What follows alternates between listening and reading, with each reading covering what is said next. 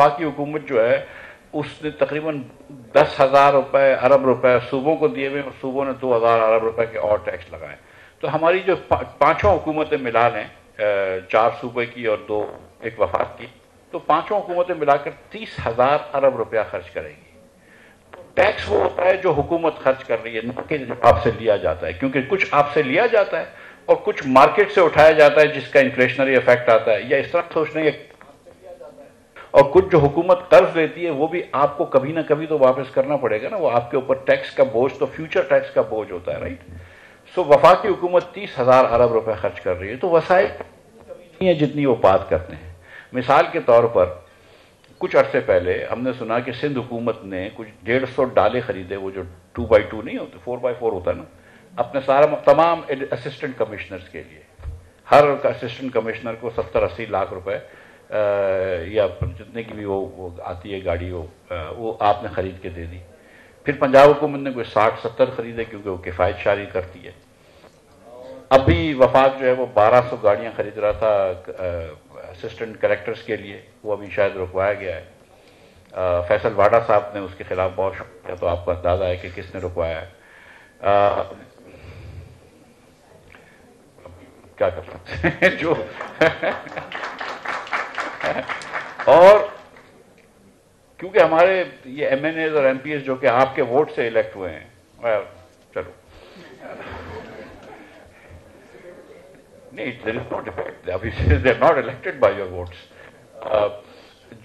लेकिन क्योंकि सपोजिटली वो आपके वोट से इलेक्ट हुए हैं। सो पंजाब में उन्होंने 450% अपनी तनख्वाह बढ़ा ली, और वफाक ने सिर्फ, अगेन वफाक क्योंकि ज्यादा कफायतशार है पंजाब से, उन्होंने 300% तनख्वाह बढ़ाई।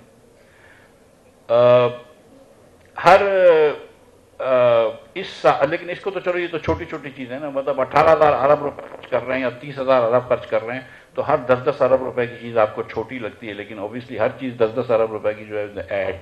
लेकिन let me give you a full scenario.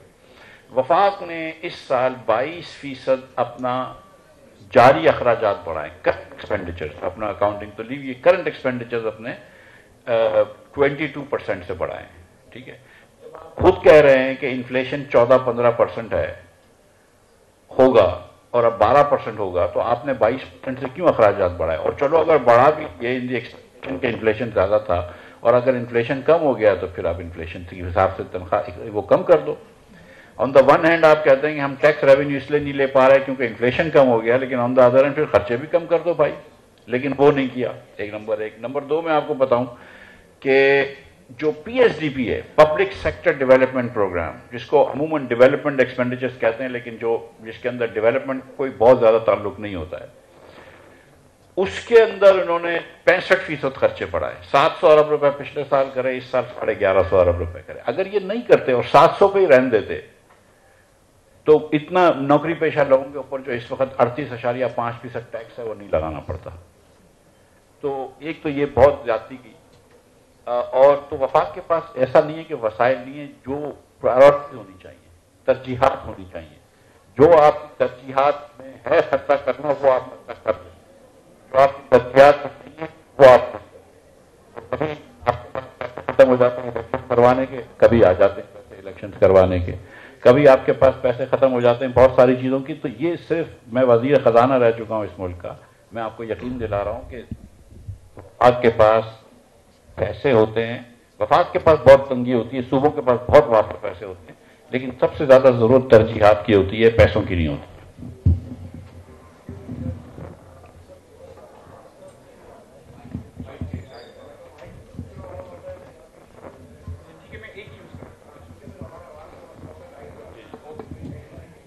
Sir, you just talked about tax issues, और हमने लास्ट 10-15 साल में बहुत सारी ऐसी इस तरह की प्रपोजल्स देखे हैं जहां पे टैक्स रिफॉर्म्स की बात करते थे। डू यू थिंक कि हमें कोई इंस्टीट्यूशनल री इंजीनियरिंग की ज़रूरत है, सो दैट हम जब टैक्स रिफॉर्म्स करते हैं तो वो टिल्टेड एक साइड पे ना हो? बिकॉज एलीट के लिए हम यूजुअली देखते हैं कि it's tilted in their favour, working class is institutional री इंजीनियरिंग की ज़रूरत है, FBR and other stuff related. देखिए, पाकिस्तान में آپ کی تنخواہ اگر 50,000 روپے ہو نا تو آپ کو مہینے کا ٹیکس دینا ضروری ہو جاتا ہے. میں نے بہت رائے کری تھی IMF سے. اس کے بعد تو 3 سال ہو گئے, انفلیشن اتنا ہو گیا کہ اس 50 جو ہے نا آٹومیٹکلی 75 ہو جاتی ہے. لیکن پاکستان میں 50,000 روپے کی تنخواہ پہ ٹیکس دینا ضروری ہے. اور اس سال حکومت نے 75,000 روپے والی تنخواہ دار کے اوپر بھی اور 1,00,000 روپے کی تنخواہ دار کا ٹیکس ڈبل کر دیا.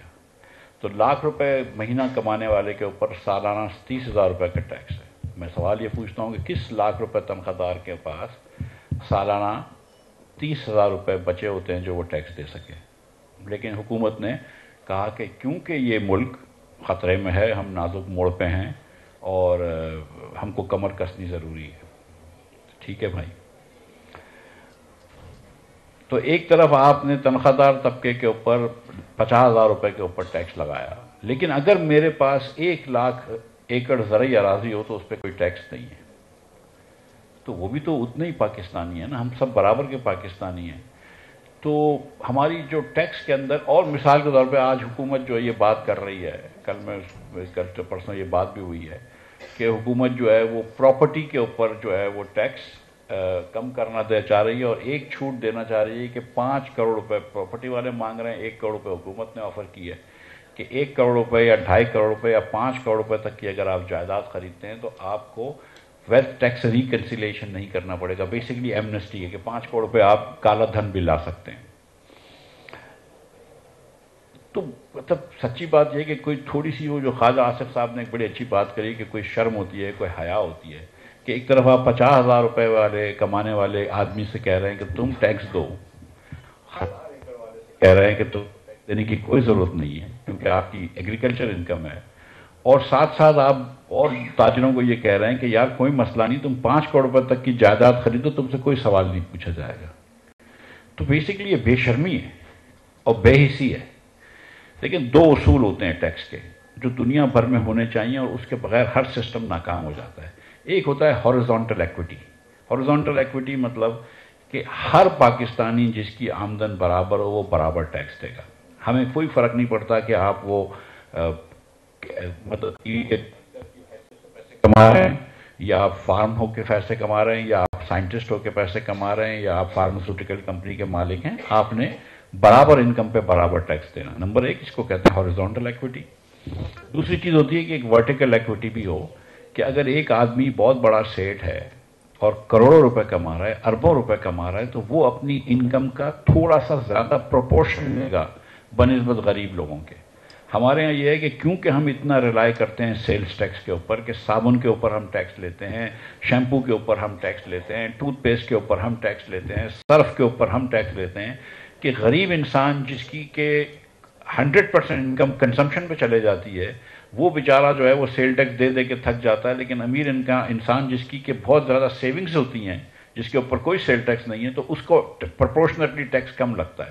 تو ہم دونوں جو ٹیکس کے گولڈن اصول ہیں ہاریزونٹل ایکویٹی اور ورٹیکل ایکویٹی, اس کو وائلیٹ کر رہے ہیں. تو میرے نزدیک سب سے پہلے جو ہے نا کہ ٹیکس ریٹس کم ہونے چاہیے, اس کے بعد آپ ریفارمز کی بات کریں. آپ یہ سوچتے ہیں, اب ہمارے پاکستان میں ایک الٹی گنگا بہتی ہے, وہ یہ سمجھتے ہیں کہ پہلے ہم بہت زیادہ ٹیکس کلیکٹ کر لیں گے پھر جب ہم لوگوں کو چھوٹ دے دیں گے. او بھائی تم اتنا ٹیکس ریٹ رکھو گے تو ٹیکس ملے گا ہی نہیں. وہ اس طرح کی سوچ ہے کہ پہلے ملک امیر ہو جائے گا پھر ہم غریب لوگوں کو تعلیم دے کے امیر کر دیں گے.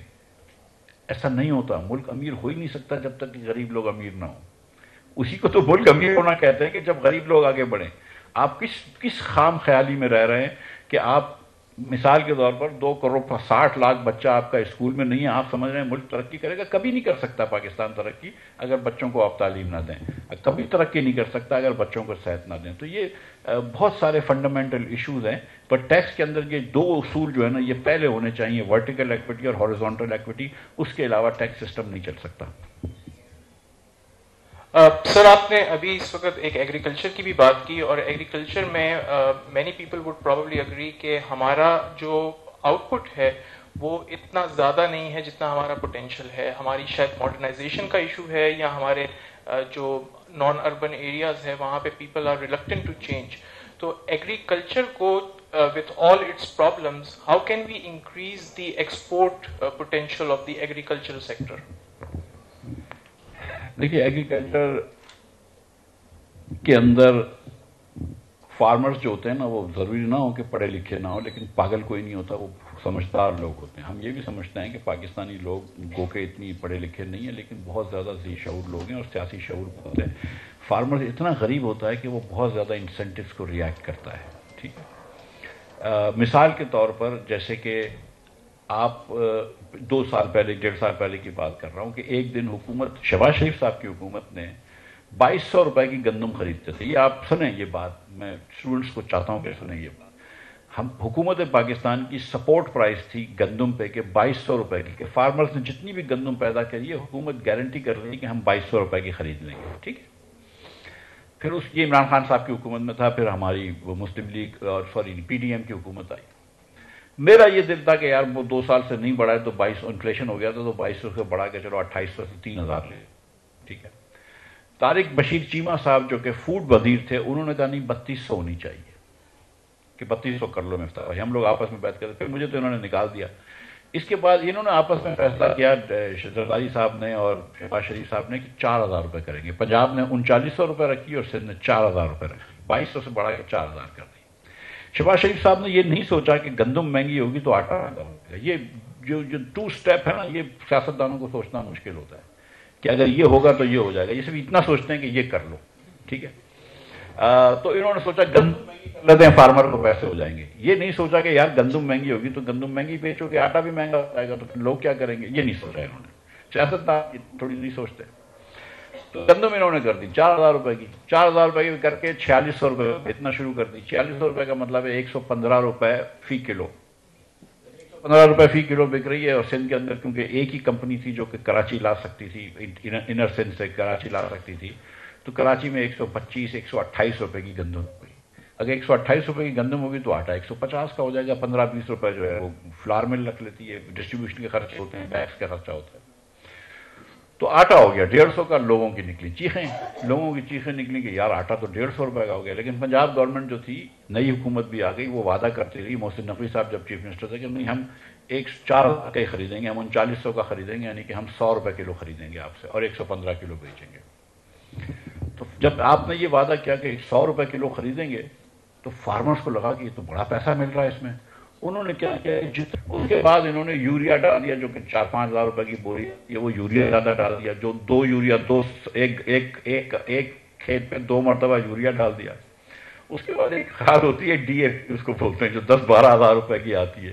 انہوں نے وہ بھی بیچاروں نے ڈال دی کہ یار بڑا اچھا فصل آ جائے گی، 100 روپے کلو مل رہے ہیں، میری 60-70 روپے بھی کاسٹ ہوگی تو میری تو وارے نیارے ہو جائیں گے. فارمر نے سارے نے کر لی اور گندم آ گئی بمپر کراپ. حکومت نے کہا ہم نہیں خرید رہے. وہ پرائس تھی وہ 120 روپے سے آ گئی 80 روپے. فارمرز جو ہے وہ تقریباً بیچارے جو غریب فارمرز تھے، وہ چھوٹے فارمرز تقریباً بینکرپسی پہ آ گئے، جس نے اپنی ساری جمع پونجی لگا دی تھی اس پہ. سو حکومت جو ہے نا وہ اس کے اندر گڑبڑ کرتی ہے. دیکھیں پہلے چاول کا ایکسپورٹ حکومت دیکھتی تھی، خود سپروائز کرتی تھی، خود ایکسپورٹ کرتی تھی، اس کی پرائسز ہوتی تھی، سپورٹ پرائس ہوتی تھی، کوٹے ہوتے تھے، سب کچھ ہوتا تھا، کیونکہ حکومت چاہتی تھی کہ زیادہ سے زیادہ برآمدات ہوں یا ایکسپورٹس ہوں. اس کے بعد ایک مرتبہ حکومت نے کہا اچھا ہم چاول کے بزنس سے نکلتے ہیں. پچھلے سال ہم نے $4 بلین کے چاول ایکسپورٹ کیے. جس دن حکومت نکل جائے گی نا آٹے سے، گندم سے، ان کاموں سے، یہ پرائسز کم ہو جائیں گی اور چیزیں اچھی ہو جائیں گی. ہمیں تھوڑا سا اسٹریٹجک ریزرو رکھنے کی ضرورت ہے، کیونکہ ہم 2 ملین ٹن آٹا کنزیوم کرتے ہیں، تو 2-3 million ton, 4 million ton, 8 million ton ہمیشہ ہونا چاہیے پاکستان میں، ورنہ باقی ہم دنیا سے منگوا سکتے ہیں. لیکن اس کے علاوہ حکومت کا کوئی کام نہیں ہے. کپاس کے اندر پوری دنیا کے اندر جینیٹکلی ماڈیفائڈ سیڈ ہوتے ہیں. پاکستان میں کیونکہ کاپی رائٹ کا مسئلہ نہیں ہے تو مونسینٹو یا بیئر وغیرہ ڈرتے ہیں پاکستان میں بیچنے کے لیے، کیونکہ پھر یہاں پہ کاپیاں ہو جائیں گی. جب میں وزیر تھا تو مجھے بشیر چیمہ صاحب نے کہا کہ 75 ملین چاہیے وہ کپاس کے سیڈز کے لیے. میں نے کہا میں کہیں سے بھی ڈھونڈ کے دے دوں گا، تم ہاں کر دو، لے لو وہ سیڈز لے لو. 3 سال لگیں گے because they take our own seeds and then genetically modified. It takes 3 years. But we need to invest that much money in this. We need to buy harvesters and help farmers buy harvesters. کہ wait 10-15% جو ہے وہ کھو جاتا ہے wait اگر اچھے ہارویسٹرز نہ ہوں. فارمرز کو امپاور کریں، لیکن ہم جو ہے نا دیکھیں الٹی وہ کرتے ہیں. مثال کے طور پر اگر میں آپ لوگوں کو ایک کلاس کا پروجیکٹ دوں کہ یار فارمرز کو سبسیڈائز کرنا ہے کہ وہ زیادہ فرٹیلائزر یوز کریں تو آپ کیا کریں گے، تو most of you will design کہ کوئی بیگ کے اندر کوئی کیو آر کوڈ لگاؤ یا بیگ میں کوئی ٹوکن لگاؤ تو فارمر فرٹیلائزر خریدے گا، اس کو وہ ٹوکن مل جائے گا، اور آپ اس پہ کوئی لمٹ لگا دیں گے کہ 6-8 خریدو پر ایکڑ تو ہم آپ کو پیسے دے دیں گے. پاکستانی گورنمنٹ اس طرح نہیں کرتی. پاکستانی گورنمنٹ فارمرز کو سبسیڈائز کرنے کے لیے فرٹیلائزر کمپنیز کو پیسے دیتی ہے. فرٹیلائزر کمپنی کو گیس جو ہے، جو آپ کو، جو انڈسٹری کو گیس اب 3500 روپے کی دے رہے ہیں، وہ ان کو 160 روپے کی دے رہے ہیں. تو فرٹیلائزر کے اوپر کوئی پرائس کنٹرول بھی نہیں ہے، تو فرٹیلائزرز کو ہم ڈائریکٹ پیسے دے رہے ہیں فرٹیلائزر کمپنی کو، اور پھر اس کے بعد ہمارا فرٹیلائزر جو ہے کیونکہ سستا بن جاتا ہے، کیونکہ ایکسپورٹ ہم نے وہ سستی گیس دی ہوئی ہے وچ از اے مین را مٹیریل، وہ افغانستان جاتا ہے، ازبیکستان جاتا ہے، ایران جاتا ہے، جتنے یہ جو سینٹرل ایشین کنٹریز اس میں چلے جاتا ہے. So we really we can Pakistan جو ہے وہ سرسوں کا ساگ اور مکئی کی روٹی کھاتا ہے. سرسوں کا جو ہائیبریڈ سیڈ ہے وہ کنولا ہے، اس سے تیل بن سکتا ہے. ہم $4 بلین کا آئل امپورٹ کرتے ہیں، ہم یہ نہیں کرتے. تو میرا خیال ہے کہ حکومت کو پیچھے ہٹ جانا چاہیے. کراپ انشورنس ضرور بیچنا چاہیے، سم تھنگ لائک کاٹن.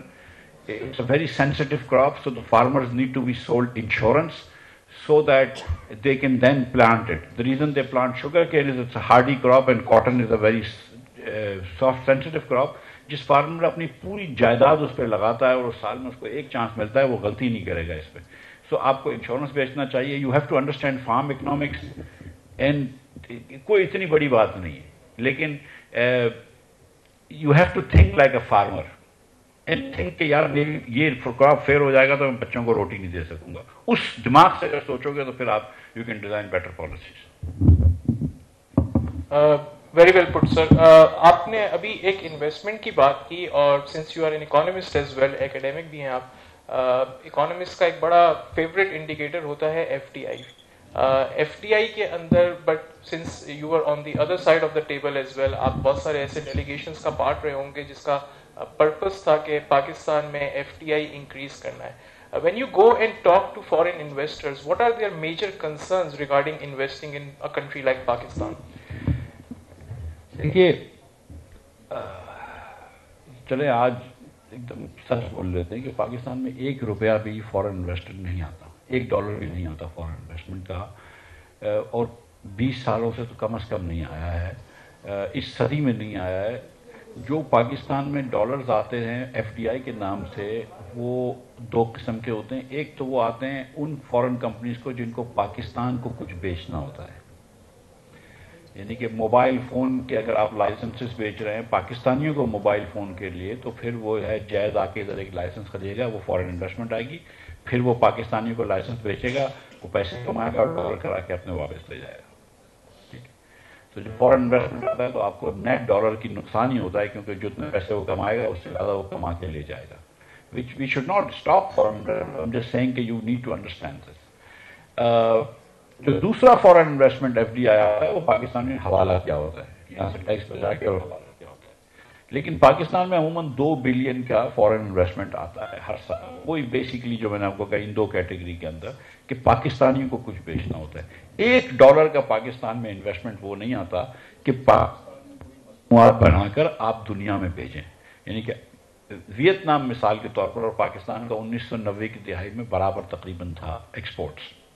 آج ویتنام کا جو ہے وہ $380 ارب سے زیادہ ہے، ہم $30 پہ، مطلب ہم سے 12 گنا زیادہ ہو گیا. صرف سیمسنگ کا ایکسپورٹ 2 سال پہلے ویتنام سے $68 بلین کا تھا، $68 بلین جسٹ سیمسنگ. اس کے لیے ویتنام کا آرمی چیف یا ویتنام کا پرائم منسٹر کوریا نہیں گیا تھا. انہوں نے ایسی کنڈیشنز وہاں پیدا کر دی تھیں ویتنام میں کہ سیمسنگ تھاٹ کہ فون بنانا ویتنام میں زیادہ مناسب ہے اور زیادہ ہے، تو وہ آ کے انہوں نے ویتنام میں اپنی فیکٹری لگا دی. آپ کو وہ کنڈیشنز پیدا کرنی ہوں گی. جب آپ کے ملک میں ٹیررزم ہو، سینکڑوں واقعات ہو رہے ہوں، ہزاروں شہادتیں ہو رہی ہوں، جب آپ کے ملک میں بجلی گیس کے ریٹس نہ صرف خطے میں زیادہ ہوں بلکہ تمام ہم پلہ ممالک سے زیادہ ہوں، جب آپ دنیا کے ہائیسٹ ٹیکس ریٹس ہوں، تو ایسا کیسے ہو سکتا ہے کہ دنیا والا آپ کا یہاں انویسٹ کرے گا؟ وہ پاکستان میں کیوں انویسٹ کرے گا؟ وہ ویتنام میں کیوں نہیں کر لے گا, وہ کمبوڈیا میں کیوں نہیں کر لے گا, وہ تھائی لینڈ میں کیوں نہیں کر لے گا, وہ ملیشیا میں کیوں نہیں کر لے گا, وہ ساؤتھ افریقہ میں کیوں نہیں کر لے گا, وہ کینیا میں کیوں نہیں کر لے گا, وہ بہت سارے دنیا کے ایسے ممالک ہیں, انڈیا اور بنگلہ دیش بھی, کہ جو ہم سے کمپیٹ کر رہے ہوتے ہیں اور ہم سب سے پیچھے آ جاتے ہیں. اس لیے ہم $1 فورن انویسٹمنٹ نہیں لا سکتے. آپ کو فورن انویسٹمنٹ لانی ہے, آپ دیکھیں کہ کراچی یا پاکستان جو ہے وہ دنیا کی سپلائی چین کا حصہ ہی نہیں ہے. کراچی ایئرپورٹ پہ جب میں چھوٹا تھا تو دنیا کی ہر ایئر لائن آتی تھی. آج کراچی, لاہور اور اسلام آباد کو ملا لینا تو جتنی ایئر لائنیں آتی ہیں اس سے زیادہ ایئر لائنیں صرف ڈھاکہ کے ایئرپورٹ پہ آتی ہیں دنیا کی. تو ہم اپنے ملک کو جہاں لے گئے ہیں تو فورن انویسٹمنٹ تو بھول جائیں, لوکل لوگوں سے تو انویسٹ کروائیں پہلے.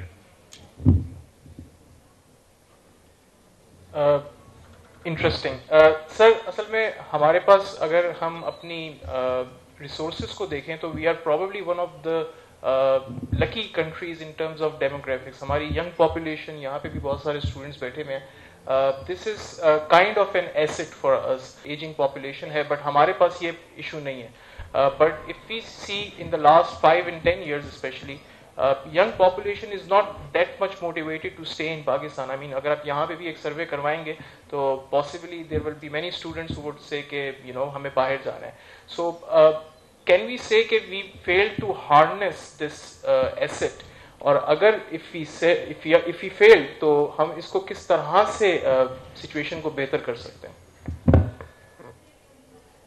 تھوڑا سا میں راؤنڈ اباؤٹ جواب دوں گا, لیکن جواب آپ کی بات کا دوں گا, لیکن آ جاتا ہوں, تھوڑا سا لمبا جواب ہوگا. تھوڑا سا دیکھیں, ہائپوتھیسس میری یہ ہے, یہ نہیں ہے کہ ہم نے ان اسٹوڈنٹس کو فیل ہے وہ 2 جملے اردو کے نہیں پڑھ سکتا. ایج اپروپریٹ, میں غالب کے شعر کی بات نہیں کر رہا ہوں, میں ایج اپروپریٹ سینٹنسز کی بات کر رہا ہوں, وہ نہیں پڑھ سکتے. سندھ کے اندر 5ویں جماعت کا بچہ دوسری جماعت کی میتھ نہیں کر سکتا, 70% بچہ.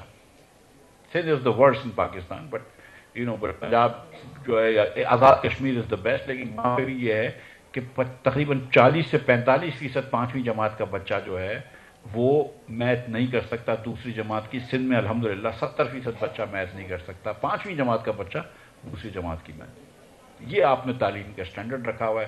سو ایک تو آپ کے 40% بچے اسکول کے باہر ہیں, جو اسکول میں ہیں وہ اپنی کلاس میں نہیں ہیں.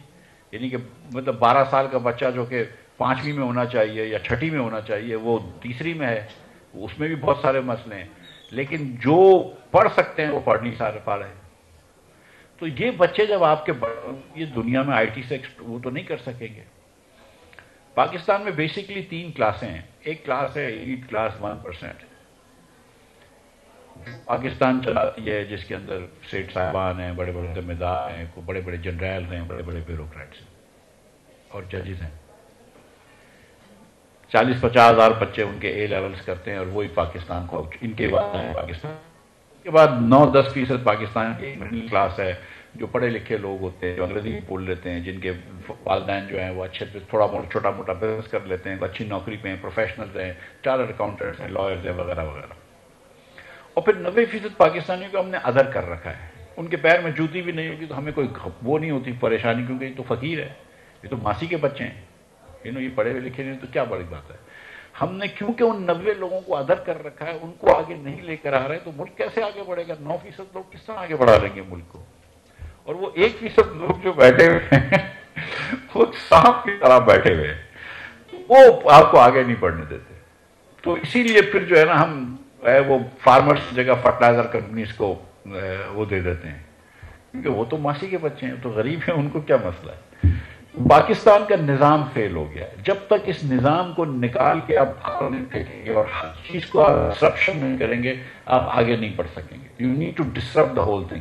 میں رہا ہوں نا, وہ آپ کے بیوروکریٹس آئیں گے کہ سر رول آف بزنس یہ کہتے ہیں, رول آف بزنس وہ کہتا ہے. آپ رول آف بزنس فالو کر رہے ہیں, ملک پیچھے جا رہا ہے. آپ قوانین تو خیر چینج کر دیتے ہیں, وہ بات گئی, لیکن آپ قانون کرتے ہیں, سب کچھ ایمانداری سے کرتے ہیں, لیکن ملک پیچھے جا رہا ہے. تو پھر فائدہ کیا ہوا ان قوانین کا؟ فائدہ کیا ہوا اس رولز آف بزنس کا؟ فائدہ کیا ہوا اس پروسیجرز کا؟ میں کہتا ہوں نا کہ اگر آپ اس حکومت پاکستان کو آج کل کی خاص طور پر, لیکن ویسے عموماً طور پہ حکومت کو بولیں کہ یہ پاپڑ ہے, اس کو توڑ دو, تو حکومت پاپڑ نہیں توڑے گی. کوئی پہلے کمیٹی بنے گی, شہباز صاحب پہلے کمیٹی بنائیں گے, پھر ایک اور کمیٹی بنے گی اس کے TOR کے لیے, پھر وہ کمیٹی بنے گی، اس کے اوپر بحث ہو جائے گی، پھر بولیں گے اچھا اس کو ڈیلے کر دو، پھر ایک انٹر منسٹریل کمیٹی بنے گی، پاپڑ نہیں رہے گا، پاپڑ وہیں پڑا رہے گا. تو یہ کہ ہمارا بچہ اسکول میں نہیں جاتا، 80 لاکھ بچے پیدا ہو رہے ہیں، 3.6 children per woman, which is 3 times the fertility rate, twice fertility rate of a Sri Lankan woman, higher than the fertility rate of a Bangladeshi woman, higher than the fertility rate of an Egyptian woman. وہ بھی Islamic country ہیں. Why are we not able to control population? 50% of Pakistani pregnancies are unwanted, لیکن we are not able to control population growth. And میری عارف انوی صاحب سے بات ہو رہی تھی، وہ کہتے ہیں کہ علماء بھی ریڈی ہیں اس کی بات کرنے کے لیے، آپ بات ہی نہیں کرتے، آپ پیسے ہی نہیں خرچ کرتے اس کے اوپر، آپ کی پرائورٹی وہ نہیں ہے. آپ کی پرائورٹی ہے کہ اسسٹنٹ کمشنرس کو ڈالے لے کے دے دو.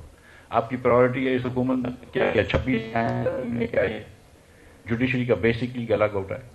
آپ نے پیکا کے لاز لے کر آئے. میں نے اس دن ایک ٹویٹ کیا تھا شہباز شریف صاحب کے ٹویٹ کو ری ٹویٹ کر کے، کوٹ ٹویٹ کر کے. وہ 22 میں انہوں نے شہباز شریف صاحب نے ٹویٹ کیا تھا کہ یہ پیکا لاز جو ہے یہ فیشسٹ قوانین ہیں. وہ صحیح کہہ رہے تھے اس وقت عمران خان صاحب کھڑے ہوئے تھے اور پیکا لاز کے لیے جہاد کر رہے تھے، شہباز شریف صاحب کھڑے ہوئے تھے اس کے خلاف جہاد کر رہے تھے. آج شہباز شریف صاحب پیکا لاز کو انفورس کرنے کے لیے جہاد کر رہے ہیں، خان صاحب ان کے خلاف کھڑے ہیں. بدلتا ہے رنگ آسماں کیسے کیسے. میں نے یہی لکھا تھا کہ آپ کی حالات بدلنے سے، آپ کے عہدے بدلنے سے آپ کا موقف نہیں بدلنا چاہیے. کم از کم اتنا تو کر سکتا ہوں میں شاہد عباسی اور میرے بارے میں کہ ہم کنسسٹنٹ ہیں. اس وقت بھی ووٹ کو عزت دینے کی بات کر رہے تھے اور آج بھی ووٹ کو عزت دینے کی بات کر رہے ہیں.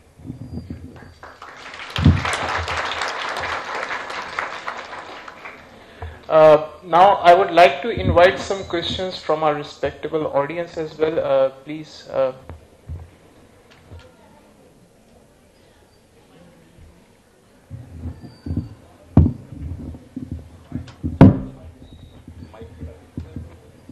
یہ والا حاصل ہے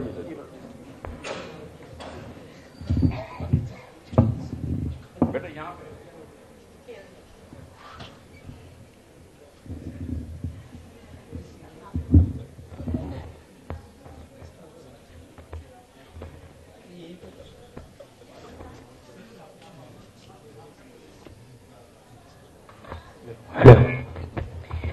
Okay, so a unique feature of our economy is that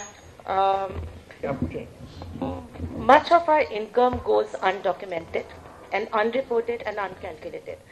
So like in the form of vendors of the street food and many other vendors, and one new thing which is the e-commerce and the online sales in which youth is very much interested.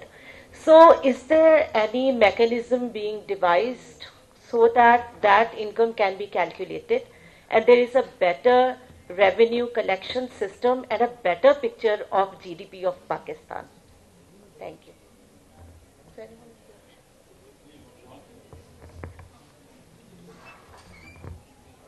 G madam دیکھیں جو G D P کا number آتا ہے نا آپ کا، یہ اس سال میں خیال سے 1,20,000 ارب روپے یا جو بھی اس کے ڈالرز بنتے ہیں 380. اس جی ڈی پی کے اندر ہم نے پورے پاکستان کا ایسٹیمیٹ کر لیتے ہیں، جس کے اندر وینڈرز، اسٹریٹ وینڈرز جو کہ انڈاکیومنٹڈ مال بیچتے ہیں اس کو بھی ایسٹیمیٹ کرا ہوا ہوتا ہے. تو اکثر لوگ یہ سمجھتے ہیں کہ پاکستان کی جو 380 ارب روپے ڈالرز کی جو ہم جی ڈی پی بتاتے ہیں 1,020 ارب روپے کی، وہ 120,000 ارب روپے کی، وہ جی ڈی پی کے علاوہ کچھ اور انکم بھی ہے. نہیں، اور انکم نہیں ہے، یہ 120,000 ارب روپے ہی پورے پاکستان کی انکم ہے، جس میں ڈاکیومنٹ انڈاکیومنٹڈ سب شامل ہیں. دوسرا سوال ہمیں یہ سوچنا چاہیے کہ ہمیں اتنا ڈاکیومنٹیشن کا شوق کیوں ہے.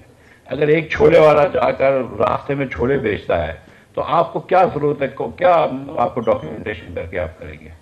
مطلب یہ ایف بی آر کو کیا شوق ہے؟ آپ نے اس چھولے والے سے آپ کیا اس سے انکم ٹیکس لینا چاہتے ہیں؟ What is the income tax do you know on business individuals? 49.5%. آپ ایک چھولے والے کو کہہ رہے ہیں کہ بیٹا تیری جو انکم ہے اگر وہ ایک سرٹن تھریشولڈ کے اوپر ہو تو تھریشولڈ پہ، لیکن ڈاکٹر حضرات پہنچ جاتے ہیں. تو ایک ڈاکٹر اگر 1,00,000 روپے روز کے کما رہا ہے تو اس کو آپ بول رہے ہیں 50,000 روپے تو دے دو. یہ ٹیکس ہوتے ہیں فن لینڈ کے اندر. ادھر کریڈل ٹو گریو سروسز ہوتی ہیں. یہاں پہ آپ نے کیا دیا ہے؟ اگر آپ نے سیکیورٹی گارڈ آپ نے اپنے گھر پہ رکھا ہوتا ہے، پانی آپ اپنا خرید رہے ہوتے ہیں، بجلی آپ کو دنیا کی مہنگی ترین میں سے ایک مل رہی ہے، گیس آپ کو دنیا کی مہنگی ترین میں سے ایک مل رہی ہے، ایف بی آر بالکل ٹیکس لے لیکن کبھی خدا نہ خواستہ یہ بھی تو سوچو کہ خرچے کم کر لو. اگر نہیں لے پا رہے ہو ٹیکس, ابھی 13,000 ارب روپے لیں گے اس سال, پچھلے سال سے 40% زیادہ لیں گے. جس سال ملک میں صرف 10% انفلیشن ہوگا تو آپ 40% زیادہ ٹیکس لے رہے ہیں, تو کبھی خدا نہ خواستہ یہ ہو سکتا ہے کہ خرچے کم کر لیں؟ یہ نہیں ہو سکتا. کہ کیوں ہم نے اتنی وزارتیں رکھی ہوئی ہیں, کیوں ہم نے اتنے خرچے رکھے ہوئے ہیں؟ تو تھوڑے سے اگر اخراجات کم کر لیں تو اس میں بھی کوئی حرج نہیں ہے.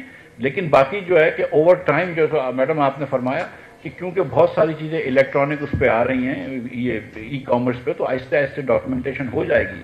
لیکن جب آپ نے تعلیم بچوں کو نہیں دی ہے, چھوڑے والے کو بھی تعلیم نہیں دی, اس کے بچوں کو بھی تعلیم نہیں دی, تو اس کو آپ بول رہے ہیں کہ اب تم ڈاکیومنٹ کرو, تو وہ کرے گا بیچارہ. بیٹا تعلیم بجانی تو زور سے بجاؤ, ڈرو مت. میں سیاستدان ہوں, پیسے تو لیتا نہیں ہوں, صرف اسی کے لیے آتا ہوں. Okay. First of all, thank you very much for your eye-opening comments. My question, as you have already identified, that 90% of the population is being neglected. So, if the people of Pakistan make you the Prime Minister of Pakistan, what are the different measures you are going to take? And it will be a very strong message. Thank you so much. اللہ آپ کے منہ میں گھی شکر. دیکھیں سر, گزارش یہ ہے, میں لکھ کے آیا ہوں کہ کیا ریفارمز کی نیسیسری ہے. ابھی تک تو ہم نے بات کی نا کہ مسائل کیوں, اور پھر میں نے آپ مسائل کیا ہیں یہ ہم سب کو پتہ ہے, مسائل کیوں ہیں اس پہ بھی میں نے کچھ گزارش کری کہ حکومت کا سسٹم فیل ہے. اب ان کا حل کیا ہے. دیکھیں ایک سب سے پہلے جو ہے نا کہ پاکستان میں اتنا ٹیکس لینے کی ضرورت اس لیے ہو گئی ہے کہ 60% ٹیکس لیا جاتا ہے وہ صوبوں کو دے دیا جاتا ہے. ٹھیک ہے, جتنا آپ سیل ٹیکس دیتے ہیں, ہر چیز پہ سیل ٹیکس دے رہے ہو, یہ یاد رکھنا. کوئی چیز خریدتے اس پہ سیل ٹیکس دے رہے ہوتے ہو. ٹھیک ہے, تو جتنا آپ سیل ٹیکس دیتے ہیں 18%, اور انفیکٹ اب 2% اور لینا پڑتا ہے کیونکہ دکاندار ٹیکس نہیں دیتے, تو 20% آپ مطلب ہر چیز کے اندر سمجھ لو کہ 1000 روپے کی کوئی چیز خریدتے ہیں تو 2 تو آپ نے حکومت کو دیے. وہ آپ نے اس لیے دینے پڑتے ہیں کہ حکومت جو بھی ریونیو لیتی ہے اس کا 60% ریونیو جو ہے وہ صوبوں کو دے دیتی ہے. صوبوں کے پاس اتنے وافر پیسے ہیں کہ کسی کو انتہا نہیں. کیونکہ آپ لوگ سندھ میں رہتے ہیں تو آپ کو پتہ نہیں ہے, کیونکہ یہاں پہ اتنی کوئی اخراجات نظر نہیں آتے, ہوتے ہیں نظر نہیں آتے. پنجاب کے اندر بہت سارے شو کے اخراجات ہوتے ہیں کہ ایئر ایمبولینس لے, روڈ بن گئے اور رستے بن گئے, اور یہ کرا. وفاق بھی ادھر بہت زیادہ رستے بناتی ہے. یہاں پہ وفاق کے پاس سندھ میں آتے پیسے ختم ہو جاتے ہیں, تو ملتان سے سکھر کا ہائی وے بڑا اچھا بن جائے گا, لاہور اچھا بن جائے گا.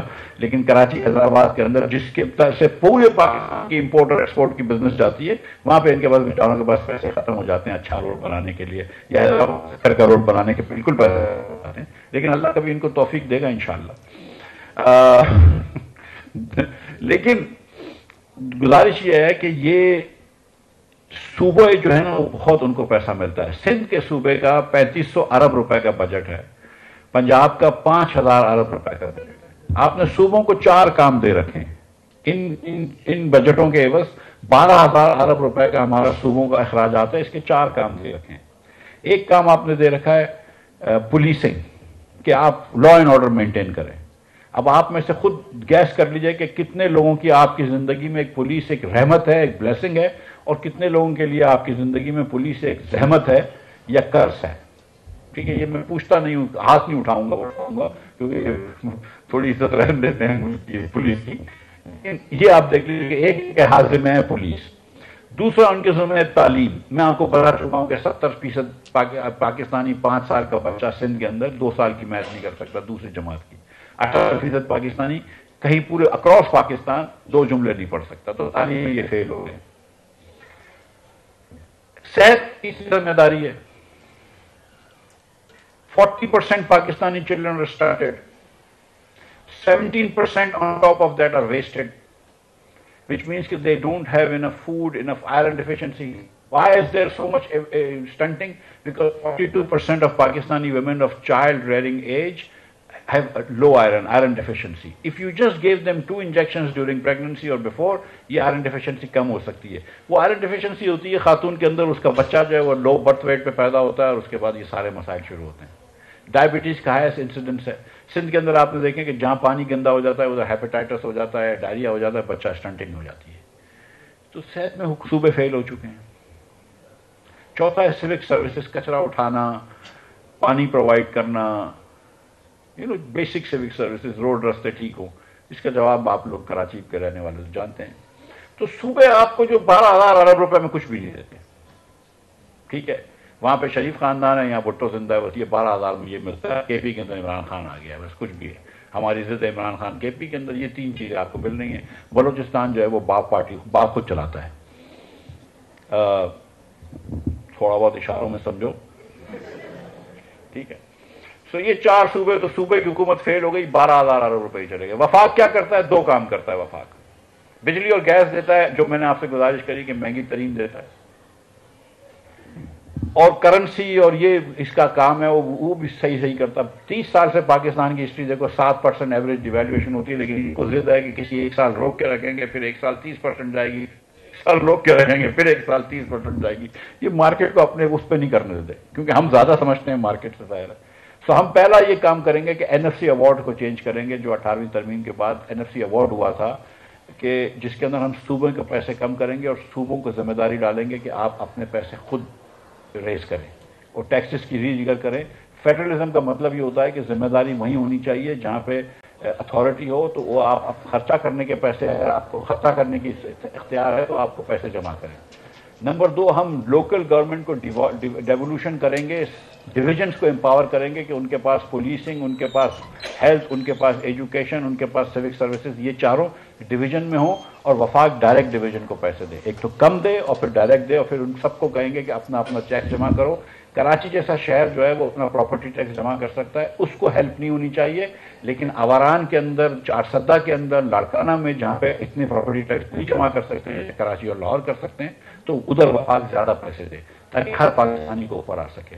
तीसरी चीज हम करेंगे प्राइवेट स्कूल वाउचर्स, कि हर बच्चे को, हर पाकिस्तानी बच्चे को, गरीब बच्चे को, अमीर बच्चों की तो जरूरत नहीं है, आप एक वाउचर देंगे। वफाक जो है, पाकिस्तान जो है वो 5,000 रुपए फी मंथ खर्च करता है बच्चे के ऊपर, 60,000 रुपए साल पे खर्च करता है एक बच्चे को पढ़ाने का। सिंध, पंजाब वगैरह वगैरह, राइट। पंजाब थोड़ा कम है, सिंध ज्यादा है, बलूचिस्तान सबसे ज्यादा है। आप वो 5,000 रुपया जो खर्च करते हैं उसका 4,000 रुपया दे दें उस बच्चे के पेरेंट्स को, कि अगर ये प्राइवेट स्कूल में जा रहा होगा और ये अटेंड कर रहा होगा, आपको प्राइवेट स्कूल जो हमसे रजिस्टर्ड होगी, तो हम 4,000 रुपये आपको हर महीने के देंगे स्कूल को देने के लिए। 1,000 रुपये हम और भी देंगे उस बच्चे को कि स्कूल के अंदर उसको ब्रेकफास्ट मिले, ठीक है। और जहां पे पेरेंट्स कहते हैं कि नहीं हमको गवर्नमेंट स्कूल में रखना है, क्योंकि पंजाब में बड़ा डिस्पर्शन है, कुछ गवर्नमेंट स्कूल बड़ी अच्छी हैं, तो वहां रहे और वो स्कूल के बोर्ड पे पेरेंट्स को डाल दो। मैं कराची अमेरिकन स्कूल का सदर था, अगर अमेरिकन स्कूल में बोर्ड हो सकता है तो गरीब स्कूल में भी बोर्ड हो सकता है। आप पेरेंट्स को डाल दें स्कूल बोर्ड पे। आप जो 40 लाख रुपए स्कूल चलाने पे दे रहे हैं, उसके ऊपर पेरेंट्स भी हों, एजुकेशन डिपार्टमेंट के भी लोग हों, अमायदीन शहर हों, कुछ प्रोफेसर हों, टीचर्स हों, जो एरिया के अंदर रहते हो, वो थोड़ा देखते हो कि यार ये स्कूल का बजट कैसा है, पढ़ाई कैसी है। वफाक स्टैंडर्ड सेट करेगा, नॉट सिलेबस, स्टैंडर्ड सेट करेगा कि 7वीं में इसको रेशोज निकालना आ जाते हों, परसेंटेजेस निकालने आ जाते हों, 8वीं के अंदर बेसिक अलजेब्रा शुरू हो जाए, 10वीं के अंदर बायनोमियल इक्वेशन थी ऐसी कुछ सॉल्व कर ले, 12वीं के अंदर थोड़ी सी इंटीग्रेशन कर ले, डिफरेंशिएशन कर ले, ऐसी कुछ। उसके बाद आपने कैश ट्रांसफर्स करने। कैश ट्रांसफर्स क्या होता है? बलूचिस्तान की हुकूमत जो है उसको वफाक 1,000 अरब रुपए से ज्यादा देता है। अगर बलूचिस्तान की हुकूमत में जितनी करप्शन है हम सोच नहीं सकते। अगर आप उसकी बजट को, तो आप हर बलूचिस्तानी फैमिली को, not just Bloch family but Bloch, Pashtun and settler, all families को आप 12,000 रुपये महीने का दे सकते हैं। आपको मैं बताऊं, ये अगर आप 12,000 रुपये महीना दे देना, पूरी इकॉनमी चेंज हो जाएगी बलूचिस्तान की, पूरी बलूचिस्तान की पॉलिटिक्स चेंज हो जाएगी, सारी जो इंसर्जेंसी खत्म हो जाएगी। So, do cash transfers to people, let them decide what they want to do with their lives. But आप जो गरीब तरीन लोगों को 10-12 हज़ार रुपये महीना दें, 20% पाकिस्तानियों को, 20% house hold, which is about 80 lakh house hold, 10,000 रुपये महीना, 12,000 रुपये महीना दें, 5-6 साल के लिए दें, उसके बाद बंद कर दें, फिर उसका डिफरेंट किसी हाउस होल्ड को दें, लेकिन not more than 5-6 years. But do that and help. ऊपर लेकर तो आओ, एक बच्चे को तो पढ़ा दो उसके घर में, इतना तो कर लो। अगर 70 साल 75 साल आजादी के बाद हमारे 70-78% बच्चे नहीं पढ़ सकते हो, तो मुझे ईमानदारी की बात बताइए, फायदा क्या है आजादी का? इतने तो सर सैयद खान ने तबलीग कर करके पढ़ा दिए थे। सीरियसली, मतलब ये कि where are we taking our country? मतलब کیا مطلب we are wasting our resources. یہ جو بچہ باہر جانے کا بولتا ہے, جو سی بی ایم سے پڑھا ہوا ہو, آئی او بی ایم سے یا دیگر اسکولوں سے پڑھ کے نکلتے ہیں, یونیورسٹیوں سے, اور یہ بچہ جب باہر جانے کا بولتا ہے, this is a serious lack of resource. دنیا میں کوئی تیل یا پیٹرول یا یہ کاپر, اس کو کوئی ریسورس نہیں مانگتا ہے. چائنا میں کوئی ریسورس ایسا نہیں ہے, جاپان میں ایسا کوئی ریسورس نہیں ہے, کوریا میں ایسا کوئی ریسورس نہیں ہے. Human resource, you got nothing going. No country will ever develop without the development of its people.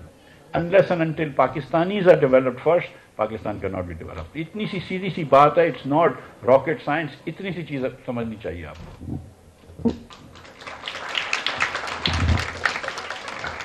اور اگر ایک ایسے بتا دوں کہ اگر میں کبھی وزیر اعظم بنا, یہ اللہ کی, اور یا شاید عباسی کبھی وزیر اعظم بنا, اور شاید عباسی ایک مرتبہ بن گیا تھا, ملک ریاض سے چارج نہیں لیں گے, ملک ریاض کو اس کے پیسے واپس نہیں کریں گے.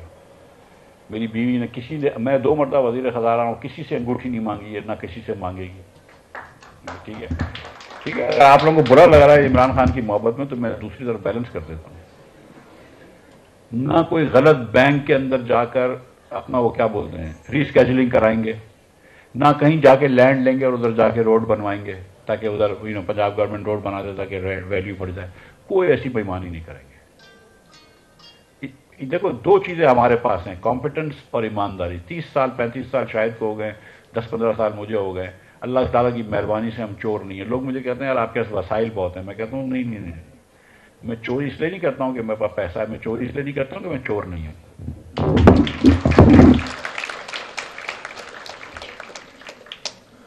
Thank you so much, sir.